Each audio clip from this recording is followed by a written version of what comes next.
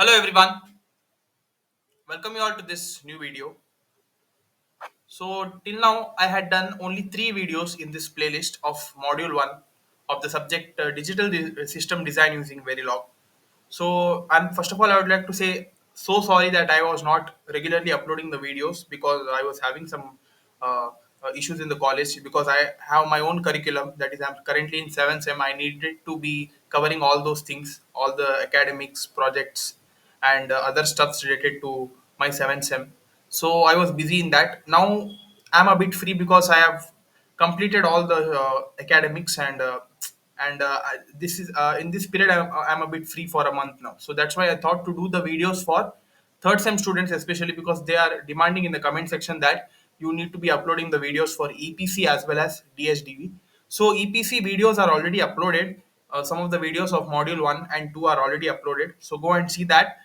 Simultaneously, I'm going to be continuing with the DSDV playlist also. Till now, the 3 videos are covered where we have just started with the introduction of module 1. Basically, we have studied about the canonical form conversion and some of the rules of Boolean algebra, then different postulates of algebra and how to be solving the product of sum and sum of product terms in canonical forms and all everything. Till now, in these 3 videos we have discussed. Okay, so now there are only few concepts, very easy, very easy concepts, easily you would be understanding all of them. Okay, just you should be sticking with me till the end. Whatever I tell in the video, you have to be listening it very carefully. Whatever I highlight through these notes, all those things are very important. Okay, so these notes and some handwritten notes are there of mine own in thirds, and that I'm going to be putting in the video's description and description. Okay, so go and watch that as well. So yeah, let us get to the today's topic now. Today's topic we are going to be discussing about standard SOP and POS form. Okay. So those who don't know, SOP stands for sum of products and POS stands for product of sum. Okay. So we discussed two canonical forms of representing the Boolean function.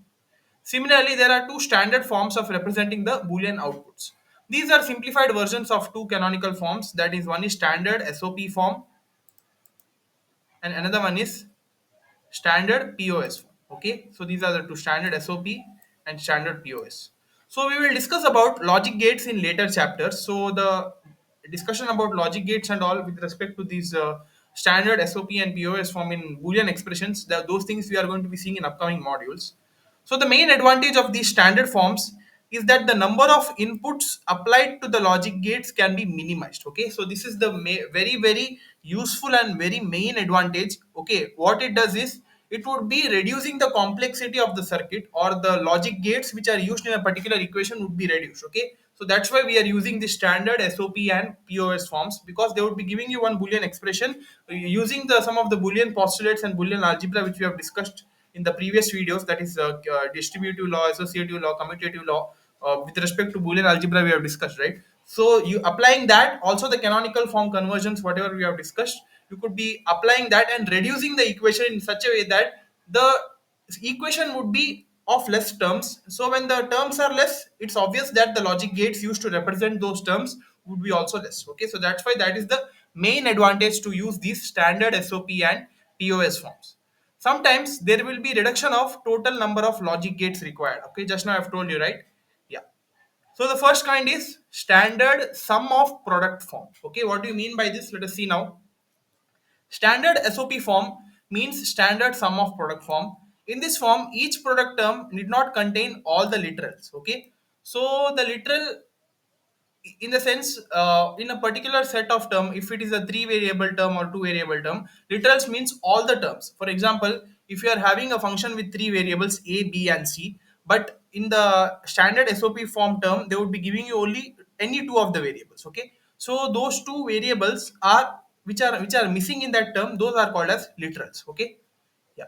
So the product terms may or may not be in the min terms. Therefore, the standard SOP form is the simplified form of canonical SOP form. Okay. So the equation, whatever they would be giving you, that would be the canon. That would be in the canonical form. But using some postulates and laws, we could be reducing it to the standard SOP form. Okay. We will get the standard SOP form of output variable in these two steps. That is, get the canonical SOP form of output variable. simplify the above boolean function which is in the canonical SOP form. So they would be giving you the canonical SOP form equation. You should be simplifying it in the standard SOP form.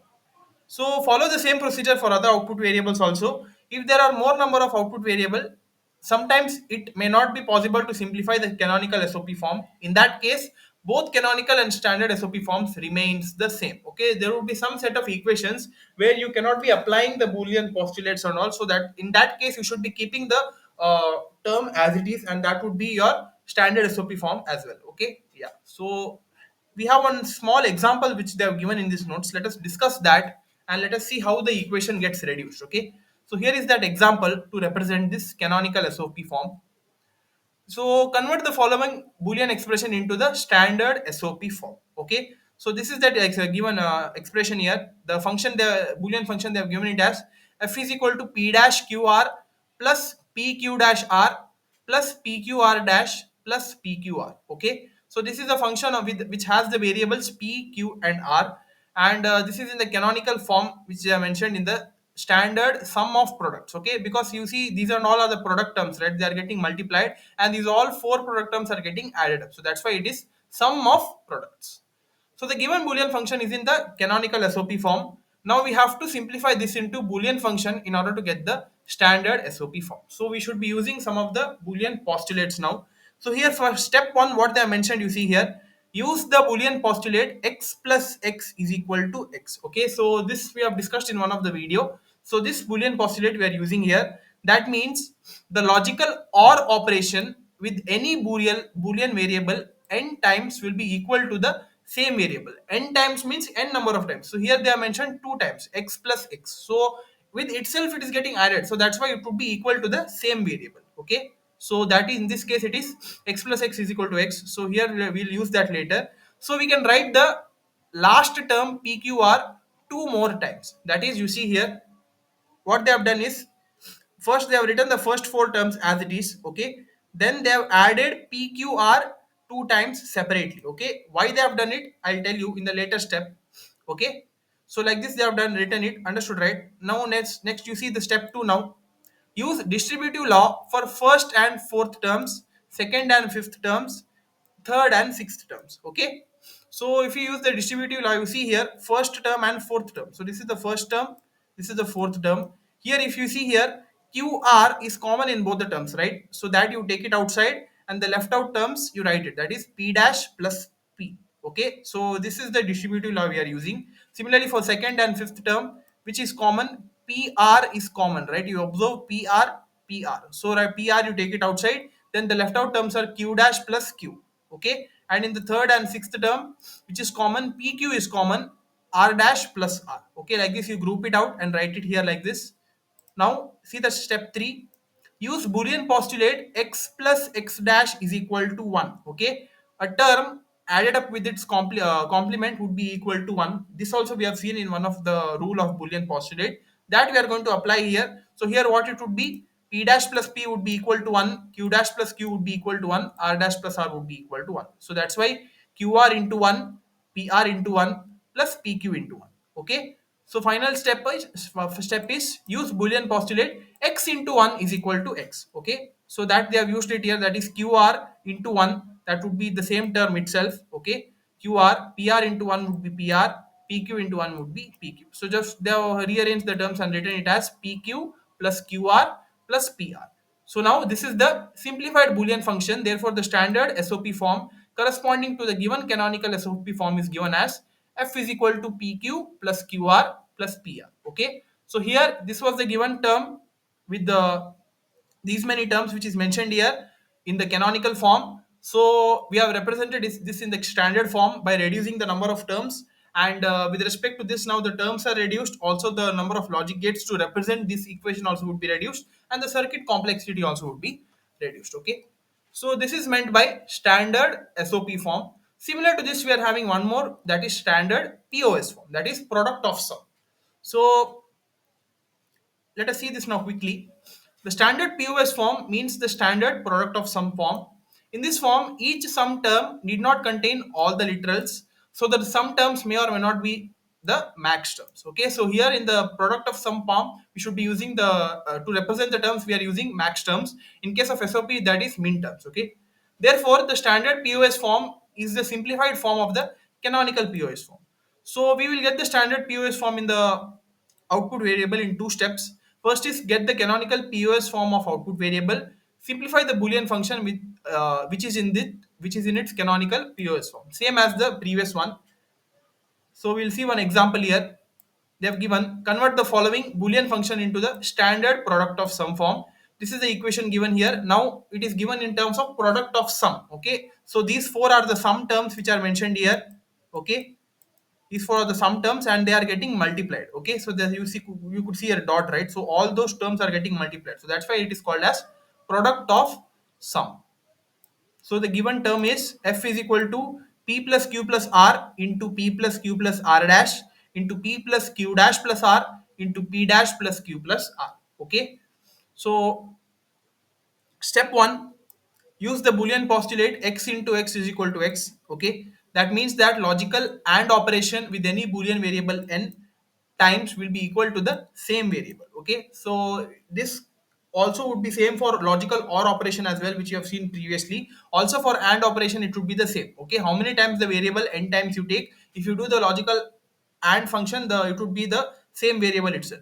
So we can write the first term p plus q plus r two more times. Okay, so here what they have done is, you see here, first they have written the equation as it is, then they have multiplied the first term, that is p plus q plus r. Once again, so this is the required equation, right? They have written p plus, they have multiplied p plus q plus r two more times here. Okay, you could see here, right? They are multiplied again as they have done in the previous for standard SOP form. See, in the same way they have done it for POS as well. Okay, so now use distributive law, that is x plus y into z is equal to x plus y into x plus z for first and fourth parenthesis, second and fifth, third and sixth. Okay, so what we would be getting, so now you see here, first and fourth, p plus q plus r into r dash. Okay, since p plus q is common, so that's why we are using this distributive law here. So p plus q into r dash multiplied by here, which is common in second and fifth, p plus r is common, so p plus r plus q dash into here q plus r is common, q plus r plus p dash. Okay, so now again in step 3, use the boolean postulate x into x dash is equal to 0 for simplifying the terms present in each parenthesis. So that's why here we are having r dash, q dash, p dash. So all these three terms would be equal to 0. So f is equal to p plus q plus 0 into p plus r plus 0 into q plus r. So now we know that in the step 4 they have used the boolean postulate x plus 0 is equal to x. So that's why here we would be getting q plus 0 is equal to q, r plus 0 r plus 0 r. So therefore it would be f is equal to p plus q, p plus r, q plus r. So they have rearranged and written this final equation as f is equal to p plus q into q plus r into p plus r. So this is the required standard POS form, okay, which is reduced using this equation of canonical POS form. Okay, so in this way we should be representing the equations, that is the canonical functions, in terms of standard SOP form and standard POS form. So hope this is clear. So please take this down, this is very important. Okay, so that's all for this video, guys. I hope you understood something from this video. Please learn something from these videos, it would be very useful for you guys. And that's all, guys. Keep supporting us. Thank you.